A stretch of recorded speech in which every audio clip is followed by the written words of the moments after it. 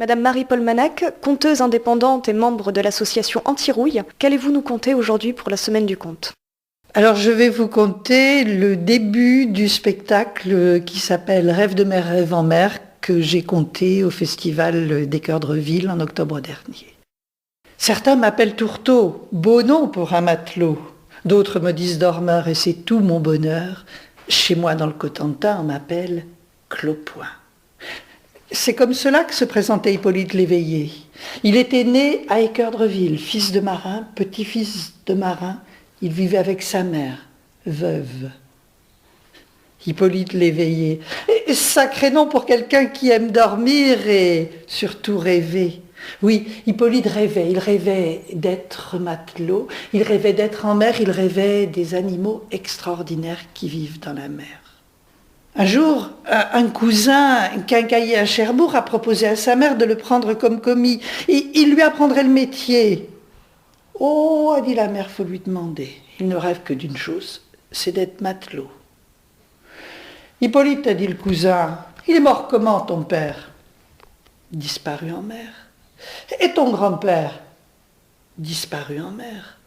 Et toi tu rêves encore d'être matelot et d'aller sur les mers? Alors du haut de ses 10 ans, Hippolyte avait regardé le cousin. Et toi, où donc qu'il est mort ton père? Bah dans son lit. Et ton grand-père? Bah dans son lit. Et toi, tu vas encore te coucher dans ton lit tous les soirs? Le cousin avait haussé les épaules. Non, Hippolyte en était sûr, il serait marin. D'ailleurs, dès qu'il avait un peu de temps, il courait au port aider les pêcheurs. Parfois, il se lovait au fond d'une barque ou au creux d'un rocher et il rêvait de mer, il rêvait des animaux extraordinaires qu'il y a sous la mer. Par ici, vous savez, on a le génie des surnoms. Alors les pêcheurs l'avaient surnommé le dormeur, parfois le tourteau et encore plus souvent Clopoin. C'est pour ça que quand on lui demandait son nom, il se présentait ainsi. Certains m'appellent Tourteau, beau nom pour un matelot. D'autres me disent dormeur et c'est tout mon bonheur. Chez moi dans le Cotentin, on m'appelle Clopoin.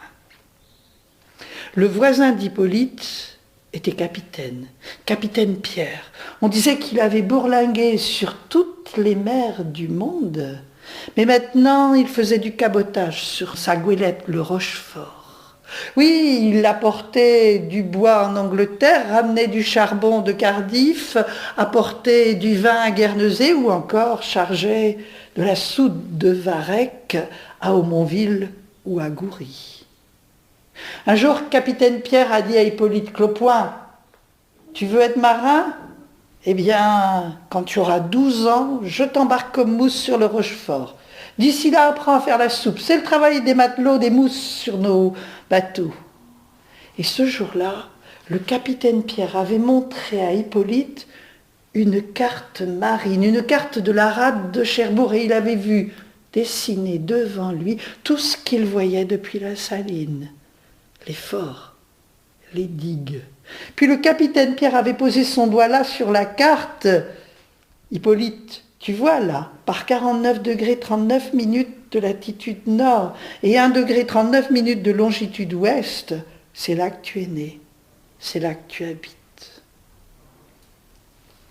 Capitaine Pierre avait demandé Hippolyte, « Les animaux extraordinaires qui vivent sous la mer, est-ce que vous en avez vu? Est-ce que vous avez vu des baleines? » Oh, les baleines, moussaillons, oui, j'en ai vu, tiens, par 49 degrés 39 minutes de latitude nord, mais 60 degrés de longitude ouest, là-bas de l'autre côté de l'Atlantique, près du Canada, près de Terre-Neuve. Tu sais, moussaillon, les Indiens racontent que là-bas, il y a très longtemps, le grand esprit regardait la baleine qui nageait, majestueuse. Alors il s'est demandé c'est comment à l'intérieur de la baleine. Et métamorphosé en corbeau, il est rentré dans son immense bouche et là il a vu une grotte, puis avec des piliers blancs. C'était les os de la baleine. Et au milieu de cette grotte, une jeune fille dansait. Et quand elle dansait vite, la baleine filait. Quand elle sautait, la baleine jaillissait hors de l'eau. Quand elle ralentissait, la baleine se faisait plus calme. Quand elle s'arrêtait, La baleine s'endormait.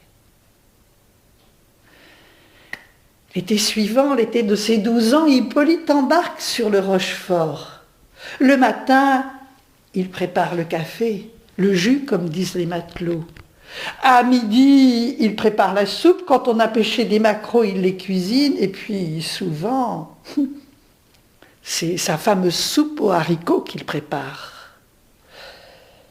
C'est aussi à lui de laver le pont. Il aide à la manœuvre. Et quand il n'a rien à faire, il s'approche de Tangrouille. Un homme grand, le timonier qui tient la barre. Tangrouille, dis-moi, les animaux extraordinaires qu'il y a sous la mer, est-ce que tu en as rencontré? Tu sais, le capitaine m'a raconté qu'à l'intérieur du ventre de la baleine, il y a une jeune fille qui danse. Oh oui, a dit Tangrouille, oui, ça c'est vrai, mais c'est une histoire d'Amérique du Nord. En Amérique du Sud, c'est une autre histoire.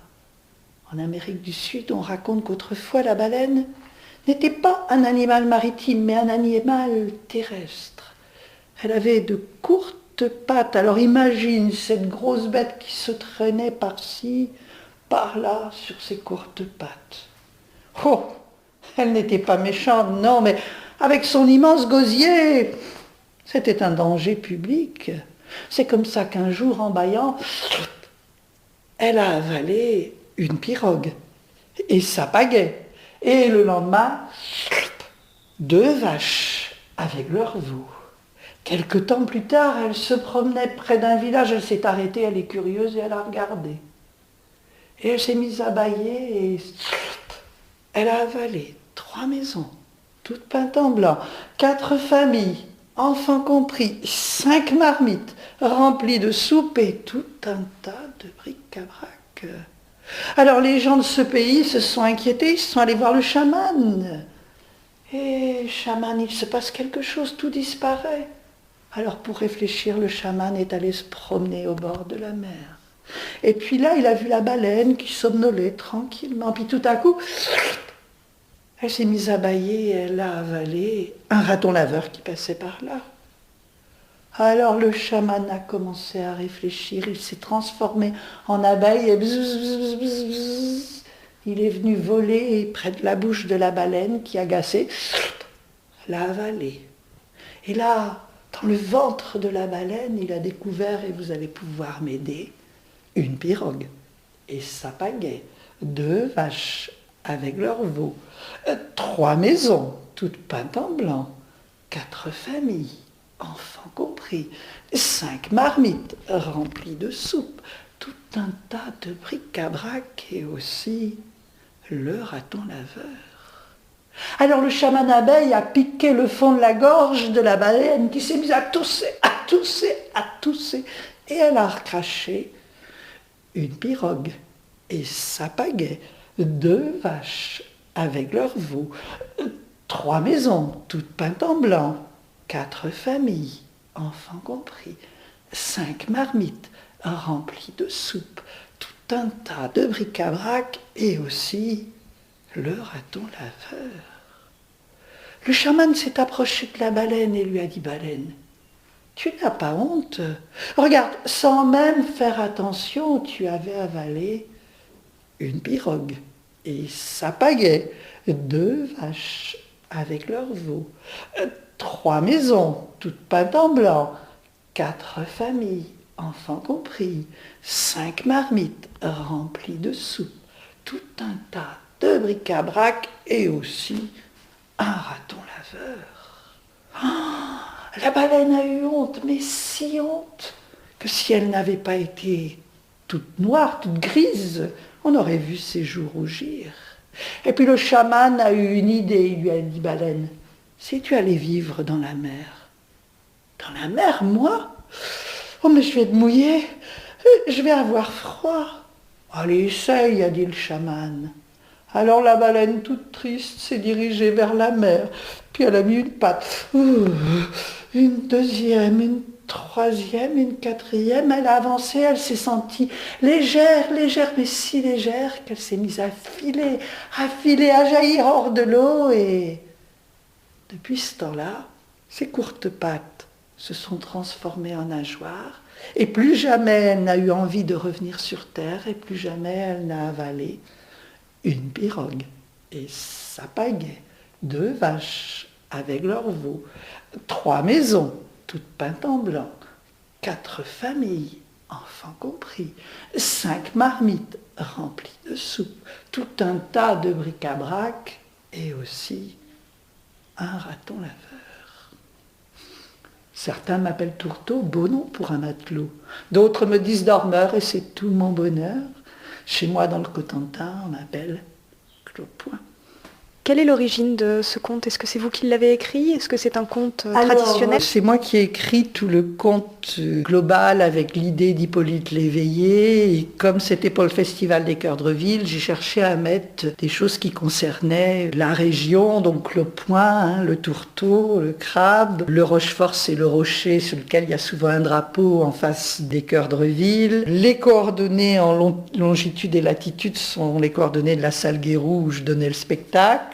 Hippolyte Léveillé, c'est un nom de la région aussi. Donc voilà, tout plein de clins d'œil. Donc ça, c'est moi qui ai écrit tout ça, en faisant un peu de recherche aussi sur qu'est-ce que transportaient les goélettes au moment du cabotage. Le petit passage avec l'histoire du quincaillier à Cherbourg, ça c'est dans des textes de Frémine, qui est un auteur du coin. Mais c'est une petite histoire, une petite anecdote qu'il a relevée à Goury. Le premier conte avec la jeune fille qui danse dans le ventre de la baleine, c'est un conte d'origine d'Amérique du Nord, qui est plus long, donc je l'ai fait d'une façon un peu plus concise, là. Et le deuxième conte, c'est un conte d'origine d'Amérique du Sud, mais que j'ai réécrit parce que, comme le spectacle s'adressait à des enfants à partir de 6 ans, les enfants aiment bien les répétitions dans les contes, et du coup, c'est moi qui me suis amusée à mettre toutes les répétitions, à chercher des choses qui... Voilà. Et le raton laveur, petit clin d'œil à Prévert, puisqu'il y a aussi Prévert dans la région, et que Prévert aimait les énumérations. Donc voilà comment ça se construit. Il y a une idée au départ qui est prise dans un conte traditionnel, et puis après, on construit en fonction du lieu où on est.